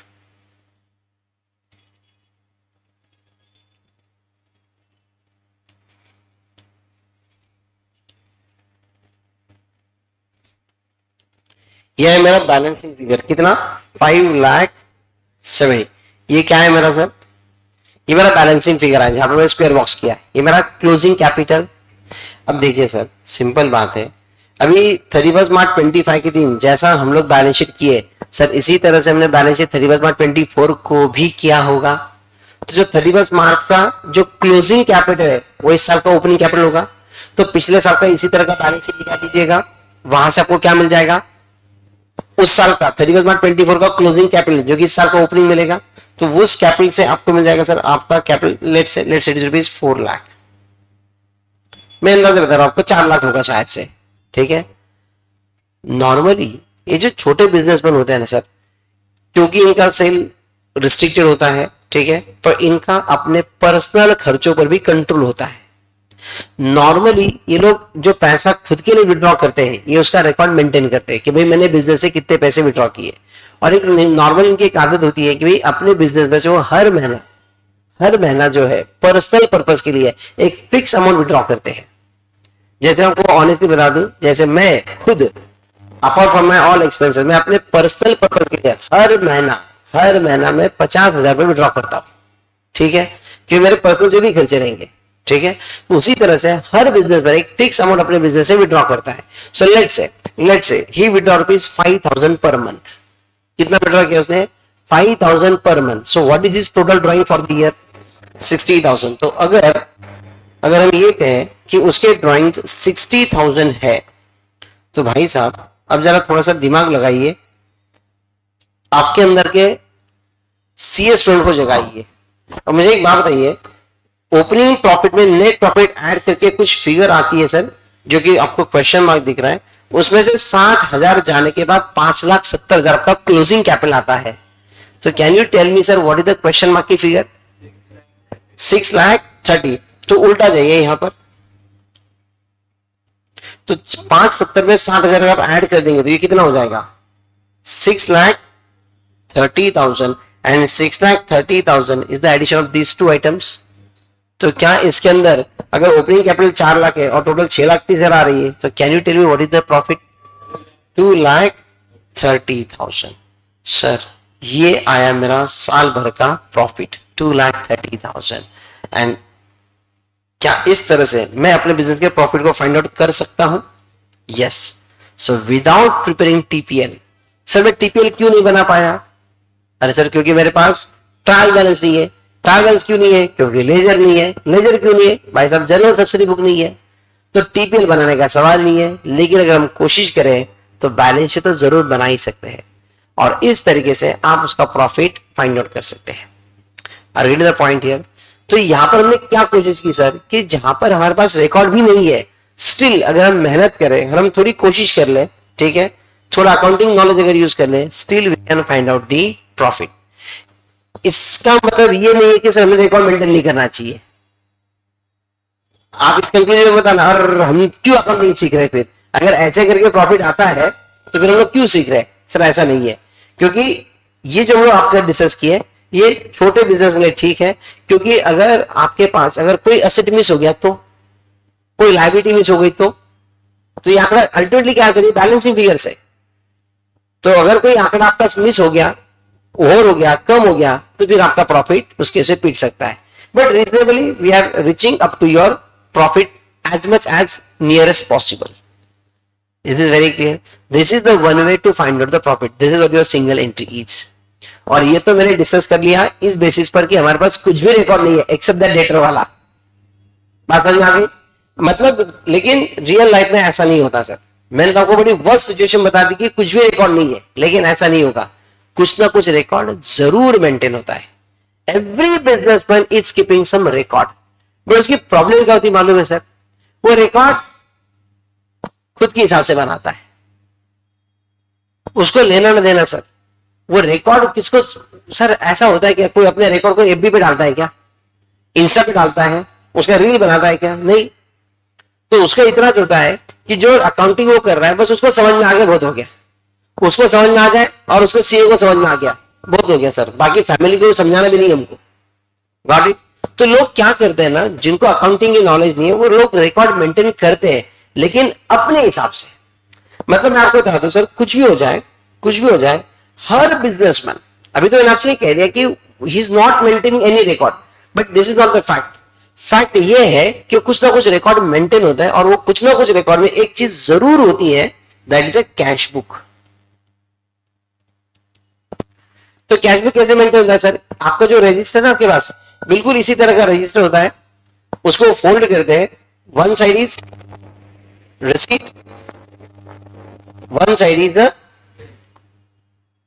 payment, बराबर है? एक साइड में रिसीट, एक साइड में पेमेंट। तो जैसे कि एज ऑन टुडे सर 17, हर दिन का एक सेपरेट पेज बनेगा इनके पास, हर दिन का एक सेपरेट पेज रहेगा। सो लेट्स से आज तारीख है 17 फरवरी, ठीक है? तो एज ऑन 17 फरवरी ये जब शुरुआत होगी तो यहां पर होगी आपके पास ओपनिंग कैश। फिर दिन भर में आपके पास जो भी पैसे आए सर वो यहां पर रिकॉर्ड किए जाएंगे, जो भी आपने पेमेंट किया वो यहां पर रिकॉर्ड किया जाएगा और ये आएगी आपकी क्लोजिंग कैश। अब इसमें होता क्या मैं आपको बता दूं, समझो इन्होंने आज रेंट पेड कर दिया। क्या पेड कर दिया सर? रेंट पेड कर दिया। तो रेंट पेड कर दिया तो कहां पर लिखेंगे वो? रिसीट की पेमेंट।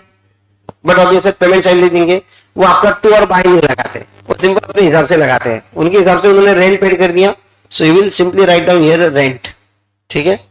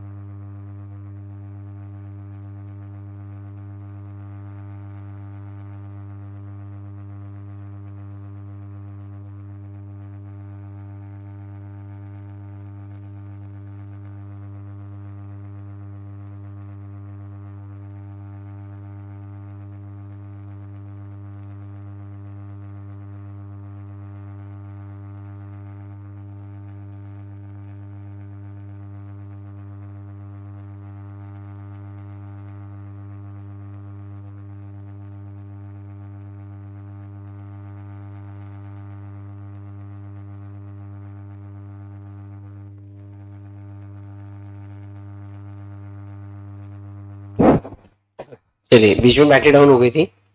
हाँ, चलिए अभी देखिए, इसने रेंट पेड कर दिया। Let's say Amazon today rent paid कर दिया, कितना, 4,000 रुपये रेंट पेड कर दिया। तो ये क्या कर दिया सर, आपकी सबसे इसकी एंट्री क्या हो गई, रेंट पेड कर दिया 4,000, इसकी एंट्री क्या हो गई, यस यस, क्या हो गया this, rent account debit to cash account 4,000, बराबर है। आपके हिसाब से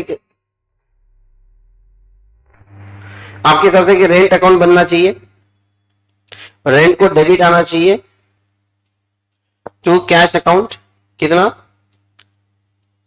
4,000, और ये कैश को क्रेडिट बाय रेंट 4,000।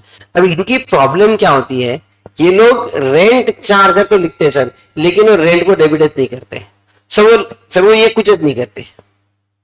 मतलब उन्होंने क्या कर दिया, सिर्फ कैश को क्रेडिट लिखा, उन्होंने एक इफेक्ट लिखा, एक नहीं लिखा, and this is what the single entry is.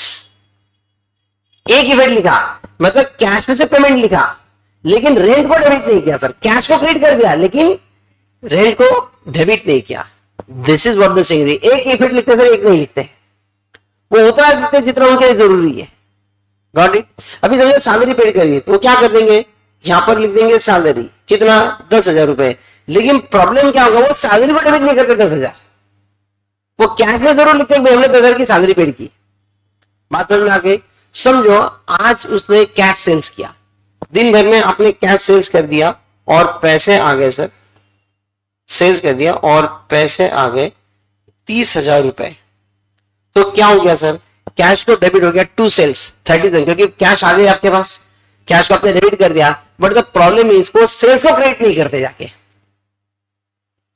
So they are recording one aspect but not recording the second aspect, and this is what the single entry is. Are you getting the point here? You know sir, single entry कहां follow होती है, सुबह सुबह घर में जरा जाग के देखिएगा। मैं सिंपल एग्जांपल आपको देता हूं, कहां फॉलो होता है सर, आपके घर में दूध आता है सर सुबह सुबह, कौन लेता है दूध, मम्मी लेती है, बराबर है, बराबर है। वो जो दूध वाला है, क्या एक सिस्टम आपके यहाँ पे बना हुआ है कि आप उस दूध वाले को बता के रखते हो भाई आपके घर में कितने मेंबर है, उसके हिसाब से वो दूध ला के देता है। जैसे वो दूध लिया उसके बाद आपकी मम्मी क्या करती है, ध्रुव क्या करती है, कैलेंडर पे लिख के रखती है, कैलेंडर पे किचन में कैलेंडर जरूर होता है, ठीक है, और वो वहां पर लिख के रखती है कॉर्नर में, वो तारीख के आगे भाई 2 लीटर, 3 लीटर, 1 लीटर, 1.5 लीटर, क्योंकि भले ही आपने दूध वाले को बता दिया कि भाई 2 लीटर रोज लाना है, 3 लीटर लाना है, depend on the number of family members, लेकिन हर दिन आपकी क्वांटिटी सेम नहीं रहती ना। कभी आपके घर में मेहमान आए हैं तो उसको आप पहले दिन ही बता के रखते हो भैया कल आते हो 2 लीटर ज्यादा लेके आना, या अगर घूमने जा रहे हो तो आप बताते हो कि भाई 4 लोग घूमने जा रहे हैं, एक काम करना 3 लीटर देता है, अब अगले 4 दिन तक 1 लीटर लेके आओ करके, बराबर है। और वो जितना दूध लेती है मम्मी वो कैलेंडर पे लिख के रखती है। मंथ एंड में क्या करती है, मंथ एंड में सर कैलेंडर निकाल के सारा 1.5, 2, 2.5, 3, 3.5 जो भी रहेगा उन सबकी टोटल जोड़ देगी, पता चला कुल मिलाकर हो गया 110, मल्टीप्लाई समझो 50 रुपए लीटर है तो 110 इंटू 50 को पेमेंट कर देगी। मुझे एक बात बताइए सर, आपकी मम्मी जो रोज कैलेंडर में 2, 2.5, 3 ये लिख रही है वो क्या कर रही है, basically she is passing the entry sir, वो एंट्री पास कर रही है, milk account debit to milk वाला अकाउंट, दूध अकाउंट डेबिट टू दूध वाला अकाउंट। आपने दूध खरीदा उसको डेबिट कर दिया, दूध वाले को देना है उसको क्रेडिट करना चाहिए। अरे आपको होना चाहिए था कि आप मम्मी को बताते मम्मी तू इस तरह से मत लिख, मैं जानती हूँ अकाउंटिंग कैसा करना सकती है। आपने बताना चाहिए मम्मी को कि मम्मी देख तू ऐसा लिख रही दूध ले रही ना तो उसके लेजर बना, पहले एंट्री पास कर फिर इसका लेजर कर, ऐसा कर। आपने सिखाना चाहिए था मम्मी को। अगर आप ऐसा सिखाने जाते तो मम्मी बोलती बेटा तेरे एसी की चाय बंद कर दूं, ज्यादा होशियारी मत कर। मुझे एक बात बताइए, आपकी मम्मी जो लिख रही है सर वो भी तो अकाउंटिंग की कर रही है ना, लेकिन वो अकाउंटिंग कैसे करी उसको समझ में आया वैसा, उसको लेना देना सर आपसे कुछ मतलब नहीं है। वो जो लिख रहा है सर 2.5, 3, 2.5 जो भी लिख रही है वो क्या है, वो परचेज की एंट्री कर रही है और उसके इसमें कॉमन दूध वाले को देना है करके, तो वो क्या है, वो सिंगल एंट्री है सर। आप एक एस्पेक्ट लिख रहे हो एक एस्पेक्ट नहीं लिख रहे हो, बराबर है। एक take another example, simple sir, आप ग्रुप में कभी ट्रिप को जाओ घूमने को, ठीक है, तो अपन क्या करते हैं सर, समझो मान लो 2 दिन की ट्रिप है, ठीक है, या फिर 5 दिन की गोवा ट्रिप है, सोचना तो जरा अच्छा सोचो, ठीक है। गौरव तो खुश हो गया भाई, हाँ इतने दिन तो खुश नहीं था वो। सर अगर आप गोवा जा रहे हो, बराबर है, और समझो होटल का बुकिंग आपने पहले करके दिया, इसलिए वो टेंशन नहीं है। समझो 5 जनों का ग्रुप है, कार लेके जा रहे हैं, अज्यूम करो कि सर आपने कार हायर की हुई है, ठीक है, 5 लोग कार से जा रहे हैं आप लोग गोवा घूमने को। तो जैसे आप निकलेंगे पहले क्या किया जाएगा सर, वो प्लानिंग वनिंग सब है, कहाँ जाना क्या करना घूमने का सर, हाँ हाँ, पेट्रोल का टैंक फुल करेंगे, आप गाड़ी फुल कर लेंगे, पैसा कौन देगा, हाँ डिवाइड करेंगे, बराबर है। मतलब विद्या क्या करेंगे हम सबसे पहले, हाँ बिल्कुल सही बताया, क्या करेंगे हम लोग, कॉन्ट्रीब्यूशन करेंगे। एक अंदाज हम लोग कॉन्ट्रीब्यूशन कर लेंगे भाई, अंदाज है भाई हम लोग होटल का बुकिंग हो चुका है, तो एक काम करते हैं सबसे एक 5-5 हजार रुपए लेते हैं, 5-5 हजार रुपए लेते हैं और वो ड्राइवर के पास दे देते, चलेगा। सब जन जो 5-5 निकल के ड्राइवर के पास दे देते, उसको बोलते तू ही खर्चा कर, चलेगा ऐसा, नहीं नहीं नहीं, नहीं गौरव क्या करेंगे, नहीं नहीं 5-5 हजार का कॉन्ट्रीब्यूशन तुम क्या करेंगे, लिख के रखेंगे, कौन, हाँ जोर से सर, कोई भी एक जन। मतलब आपको लगता है भाई आप में से जो थोड़ा सा समझदार है और जो गोवा में जाने के बाद भी होश में रहे, ऐसा एक जन आप में से जो है, उसके पास 5-5 हजार में जमा कर देंगे। उसका काम क्या होगा, उसने मेंटेन करने का, मतलब वो क्या करेगा भाई, अपने मोबाइल में नोट्स में या फिर एक छोटा सा डायरी साथ में रखे, या फिर एक छोटा सा पाउच रखे साथ में, सारे पैसे उसके अंदर रख दे, एटलीस्ट एक कागज की चिट्ठी रखे वहां पर कि भाई सबके पैसे आ गए, अरे 1 2 3 4 5 राम श्याम घनश्याम मोहन सोहन सबके पैसे आ गए, कितने, 25 हजार रुपए, हर एक के 5-5 हजार आ गए। फिर उसके बाद वो क्या करेगा भाई, जो जो खर्चे हो गए, जो जो खर्चे हो गए वो लिख के रखेगा, पेट्रोल का खर्चा ये हुआ, फिर बीच में चाय पी, रिफ्रेशमेंट, फिर वो बीच में किधर टोल दिया, और किधर बीच में जो भी तुमने खाया वगैरह, जो सारे सारे जो खर्चे वो ये सब कुछ लिख के रखेगा, बराबर है। और पता चला सर सारा मिला के खर्चा हो गया, कितना कितना खर्चा हो गया, 24 हजार रुपए, बैलेंस कितना रहा 1 हजार, सबको 5 से डिवाइड करके सबको 200 रुपए वापस, यही होगा सर। ये जो रिकॉर्ड आप उसने मेंटेन किया, क्या इसी तरह से रिकॉर्ड मेंटेन किया जाएगा, मुझे एक बात बताइए, आपको नहीं लगता कि उसने बकायदा एंट्री करनी चाहिए थी, सबने 5-5 हजार रुपए दिए तो उसने करना चाहिए था cash account debit to Ram account 5 हजार, cash account debit to Shyam account, cash account debit to Ghanshyam account, cash account debit to Mohan account, Sohan account, Rohan account, उसने ये करना चाहिए था। और जब जब उसने पैसा दिया, petrol expense account debit to cash, chai account debit to cash, और बीच में toll account debit to cash, उसने अकाउंटिंग क्यों नहीं किया। लेकिन सर ये सब कुछ नहीं किया, लेकिन फिर भी किसी को प्रॉब्लम नहीं है, सबसे बड़ी बात तो ये है सर, क्यों सर, हमारा प्रॉब्लम सॉल्व हो गया ना, हमें कोई ज्ञान की जरूरत नहीं सर, हम अपने हिसाब से कर सकते हैं ना। तो ये जो तुम कर रहे हो ना सर, यही सिंगल एंट्री है, अपने दम पर आप अपने तरीके से अकाउंटिंग कर रहे हो सर। आपने यहां पर अकाउंटिंग कर लिया, बावजूद इसके कि आपको रियल नॉलेज पर सबने कुछ भी फॉलो नहीं किया, अकाउंटिंग की ऐसी की तैसी, ये जो आपने किया sir, this is what your single entry is. Are you getting the point here, ठीक है। Still I tell you sir, single entry जो फॉलो होता है वो गवर्नमेंट अकाउंटिंग में होता है, गवर्नमेंट डिपार्टमेंट में पूरा का पूरा सिंगल एंट्री फॉलो होता है, ठीक है। जैसे कि कभी नो एंट्री पे गए होंगे, नहीं सच सच बोलो सर, नो एंट्री में गाड़ी चलाई कि नहीं चलाई कभी, ऐसा कैसा हो सकता है नगर में आप रहे नो एंट्री में गाड़ी में चलाए। अच्छा जहां नो पार्किंग लिखा है एग्जैक्टली उसी के नीचे गाड़ी पार्क की होगी कभी न कभी, तो भी हाँ ईमानदारी से बताओ आप में से कितने जगह पास लाइसेंस है, एक, और बाप रे, अगर आप लग साइकिल आप लोग विषय संपला, चलो लाइसेंस लागत नहीं, हाँ गौरव नहीं है, गाड़ी चलाता है, अलाउड है, चलाते हैं सर। मुझे बताइए सर, सर इस चीज की पेनल्टी लगती है, अब दूसरी साइड को समझो, तो जब आपको पेनल्टी लगती है, जब वो फाइन लगता है, अपन जेन्युइन बात कर रहे हैं, हमने वो पुलिस वाले सेटलमेंट की उसकी बात नहीं कर रहे, ठीक है।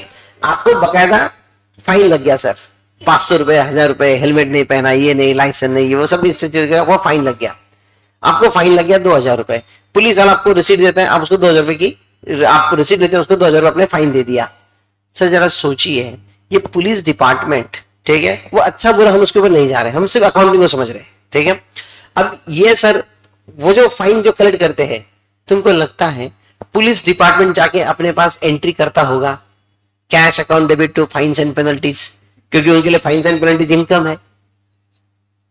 क्या वो अकाउंटिंग करता है, उसकी डबल एंट्री करता है? नहीं सर, वो क्या करते थे, वो सारा पैसा उठा के गवर्नमेंट खजाने में, नेशनल एक्सचेकर में, ट्रेजरी में डिपॉजिट करते थे। बस आज का इतना फाइन कलेक्ट हो गया, दैट्स इट।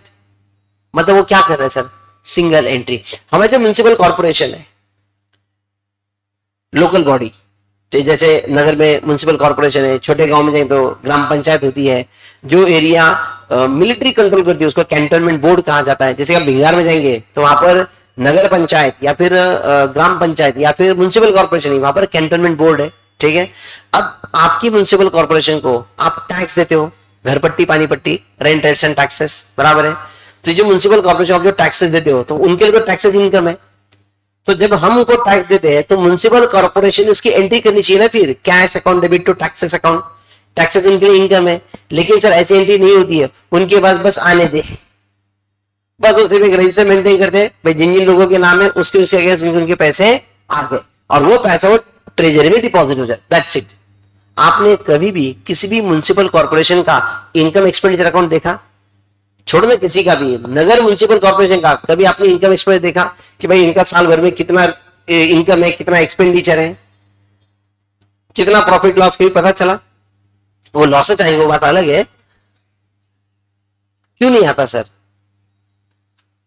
क्योंकि सर इनकम एक्सपेंडिचर बनाने के लिए पहले ट्रायल बैलेंस का होना जरूरी है, उसके पहले लेजर का होना जरूरी है, जो कि हमारा सिस्टम ही नहीं है।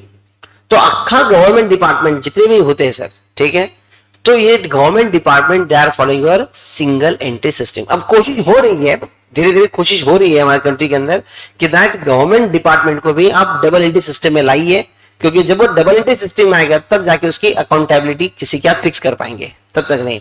And thanks to Suresh Prabhu and Piyush Goyal, दो union minister. Suresh Prabhu Modi term 1 में हमारे देश के रेल मंत्री थे, ठीक है, railway minister Suresh Prabhu. And अभी पीयूष गोयल वो अभी मिनिस्टर है, सुरेश प्रभु तो नहीं है अभी, ठीक है, मतलब वो मिनिस्ट्री में नहीं है, वो है, ठीक है। सर इन दोनों को बहुत बहुत आभार है। क्यों? क्योंकि ये दोनों चार्टर्ड अकाउंटेंट है, ये दोनों चार्टर्ड अकाउंटेंट है और इन दोनों इस बात को बहुत जोर शोर से कहा है कि भाई हर एक government department double entry system होनी चाहिए, तब जाके हम चीजों को ठीक तरह से समझ पाएंगे। तो ये कोशिश चल रही है कि जितने भी गवर्नमेंट डिपार्टमेंट से उनको डबल एंट्री सिस्टम में कन्वर्ट किया जाए। बकायदा अब लोकल बॉडी अकाउंटिंग स्टैंडर्ड्स भी आ रहे हैं कि भाई लोकल बॉडी मतलब जो म्युनिसिपल कॉर्पोरेशन, पंचायत समिति वगैरह होती है, उन्होंने उसको डबल एंट्री में कैसे अपने बुक्स को मेंटेन करा, इसके भी एएस बन रहे हैं, ठीक है। तो ये सारी चीजें धीरे धीरे डबल एंट्री सिस्टम में आएगी। But anyway, are you getting the meaning of single entry? तो हमारे हिसाब से सिंगल एंट्री क्या है सर, कि जहां पर हमारा businessman he's maintained the books of account in such way which can be understood by he himself only, और उसको बेस बना के हमें उसके ट्रांजैक्शंस को, सिंगल एंट्री को डबल एंट्री में कन्वर्ट करके हमें उसका प्रॉफिटेबिलिटी फाइंड आउट करना है। सो भले पूरे बुक्स ऑफ अकाउंट्स मेंटेन ना रहे, still we have to use some techniques, tools, methods, कुछ तो करना पड़ेगा। उसके पास कुछ भी रिकॉर्ड नहीं है, ऐसा नहीं सर, आधा अधूरा रिकॉर्ड उसके पास है, उसको थोड़ा सा और बढ़ा के, उसको थोड़ा सा और रिफाइन करके, कुछ चीजों को ढूंढ के हमें अल्टीमेटली उसका प्रॉफिटेबिलिटी फाइंड आउट करना।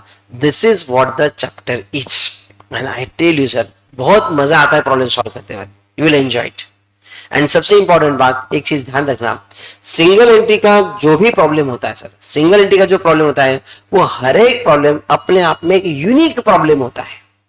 Every problem is a different situation, every problem is a different situation. मतलब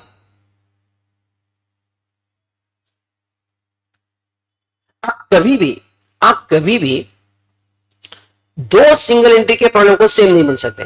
जैसे एक सिंपल चीज मैं आपको बता दूं, समझो, आप आपके सिलेबस का कोई भी चैप्टर लीजिए, कोई भी एक चैप्टर बता दीजिए सर आप। NPO, okay, not for profit organization, बराबर है, एनपीओ। अब इस एनपीओ के अंदर आपको एक रिसीट पेमेंट अकाउंट दिया हुआ है, तो आपको क्या बनाना है इसके आगे? You have to prepare income expenditure, you have to prepare your closing balance sheet, opening balance sheet, बिल्कुल फिक्स है। तो तुम गाइडलाइन बनाना शुरू करते हो सर। इनकम एक्सपेंडिचर आपको मालूम है, इनकम आपको 22,000 लिखना है, उसके अंदर 2 ऐड 2 लेस करने के हैं, आउटस्टैंडिंग प्रीपेड के एडजस्टमेंट होना है, ऐसे ऐसे इसका फ्लो रहेगा, ये करना है आपको, बराबर है। कल चल के अगर मैं चैप्टर ले लूं बैंक रिकंसिलिएशन, तो उसके अंदर क्या होना सर? फिक्स है बिल्कुल चीजें। एक बैलेंस आपको दिया जाएगा, इधर कैशबुक का, पासबुक का, डेबिट या क्रेडिट, कोई ना कोई एक बैलेंस दिया जाएगा, फिर हम टी बनाएंगे, उसको प्लस माइनस एडलेस करना पड़ेगा और एक बैलेंस आपको ढूंढना पड़ेगा। ये फिक्स स्ट्रक्चर है ना, यही तो फिक्स स्ट्रक्चर है आपका, ठीक है। Then let's say sir admission of partner आप ले लें, तो कौन से अकाउंट करने पड़ते हैं? Revaluation account, partners capital account, cash and bank account, if required goodwill account, and then balance sheet. Fix है सर, इंक्रीज होगा डिक्रीज होगा, एसेट बढ़ेगा घटेगा, नया पार्टनर कैश लाएगा, गुडविल के पैसे लाएगा नहीं लाएगा, बिल्कुल फिक्स स्ट्रक्चर है, अकाउंट बिल्कुल क्लियर है। तो ये सारे चैप्टर क्या है, बड़े क्लियरिटी के साथ चलते हैं कि इसके अंदर क्या क्या करना है। सिंगल एंट्री के किसी भी प्रॉब्लम में एग्जैक्टली क्या करना पड़ेगा sir? Her problem is a different one, every problem is a unique situation, her problem की सोच अलग अलग है। जरूरी नहीं कि आपने एक प्रॉब्लम ऐसा किया मतलब वैसा दूसरा करना पड़ेगा, कंप्लीटली डिफरेंट। इसलिए सिंगल एंट्री का प्रॉब्लम सॉल्व करते वक्त कभी भी बायस व्यू में नहीं आना कि यार मुझको ऐसा ऐसा करना पड़ेगा, नहीं सर।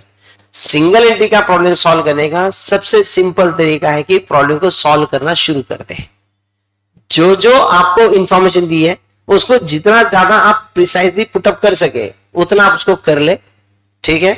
और फिर आपको उस प्रॉब्लम की जब सॉल्व करेंगे तो जो जो इंफॉर्मेशन है पहले जितना कुछ अवेलेबल है make it available at a glance, ठीक है। जो मैं कह रहा हूं आपको समझ में नहीं आ रहा है, ठीक है, लेकिन मैं फिर बताने की कोशिश कर रहा हूं कि प्रॉब्लम के अंदर जो जो इंफॉर्मेशन दी है उसको पूरी तरह से लिख ले, ठीक है। जो जो पॉसिबल है सारे अकाउंट्स करके ले, जो जो इंफॉर्मेशन दी वो फिगर्स उसके अंदर डाल दे, और उसके बाद वो अकाउंट्स ही आपको लिंक करके देंगे कि कहां से क्या क्या फिगर आपको बैलेंसिंग फिगर, जैसे हमने अभी वो मैंने आपको ये दिखाया था करके, तो आपने बैलेंसिंग फिगर ढूंढी ना सर। हाँ, हम लोग जैसे ये सारी चीजें मैंने आपके सामने रख दी, तो कैपिटल हमने कैसे ढूंढा, क्लोजिंग कैपिटल कैसे ढूंढा सर? आपने एसेट साइड की टोटल की, उसमें से लायबिलिटी माइनस कर दी और आपको बैलेंसिंग में मिल गया कैपिटल।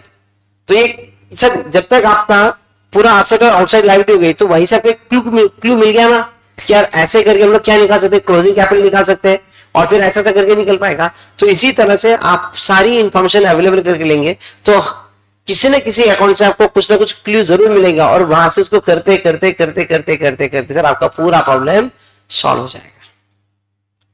आई होप यहां तक की बात समझ में आ गई आपको, ठीक है। My very sincere request to all of you is that जितने भी प्रॉब्लम यहां पर करेंगे प्लीज उसको आप एक बार फिर से लिखेंगे। एंड नंबर 2, क्लास में आते वक्त आप 2 पेन यूज करेंगे, 2 colour pen. You choose any 2 colour, मुझे कोई प्रॉब्लम नहीं है। वो क्यों यूज करना पड़ेगा that will discuss in tomorrow, ठीक है। सो आज का लेक्चर हमारा यहीं पे खत्म होता है, ठीक है। कल लेक्चर को आते वक्त क्या करना है, आपने 2 कलर पेन आपने लाना है, कोई भी 2 कलर के पेन चलेंगे, ठीक है। वो क्यों लगेगा कल आपको समझ में आएगा, ठीक है। So with this I stop here, see you tomorrow, thank you so much, bye bye.